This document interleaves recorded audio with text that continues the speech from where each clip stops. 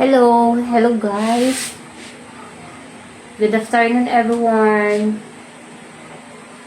Ayan.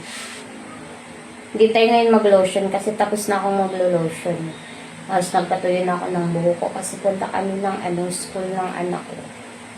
Ngayon yung last day nila sa school, recognition day nila ngayon. Kasi may yung anak ko. Kaya, attendant natin din.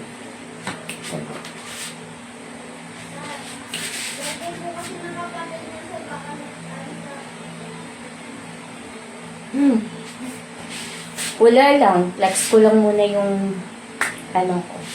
Yun. Malaki yun siya ng panty, guys. Takot puso. Yung tan. Tapos, ginanyan ko na lang kasi ayoko nun. Pangit, tignan niya. O, diba? O. Diba? Di ako sanay. Yan. Diba? Pangit. Kaya ginawan ko na lang ng paraan. Ganyan. Parang nabilong na tayo nito sa world of fashion. Naalala ko tuloy yung pinsan ko na mahilig sa mga fashion. Shout out kay Jocelyn Narda Pantilag.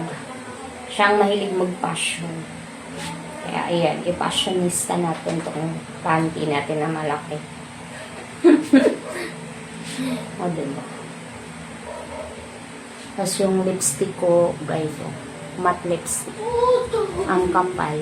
Nag-makeup ako. May pink siya. Kasi, para tayong Ano na naman, nak? Doon ka muna.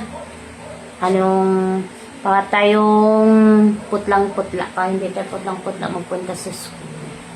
Tapos nag-ilay ako. Tapos continue dito. Ganyan lang. Simple lang. Okay na. Okay.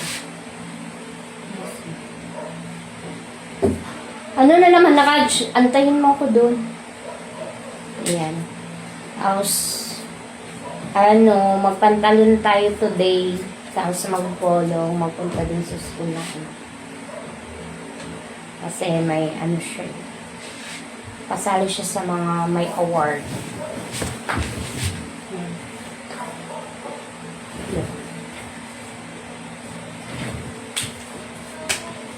Ang ganda sa puwet, no? Pang siya.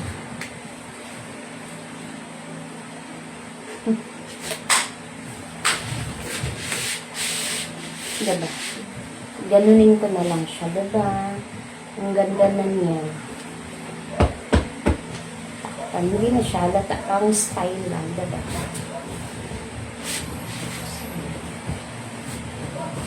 Pinansya ko na yung buhok ko na blower na ako nito. Hindi pala plansya blower. Straight. Hindi tayo mukhang dito. Yan.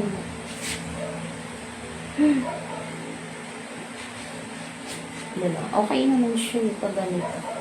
Okay na yan. Diba? Okay na yan.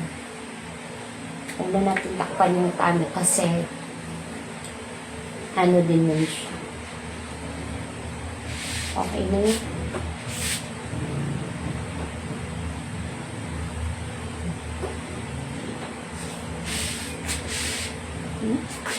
Patalikod ko. Parang feedback. Feedback, diba?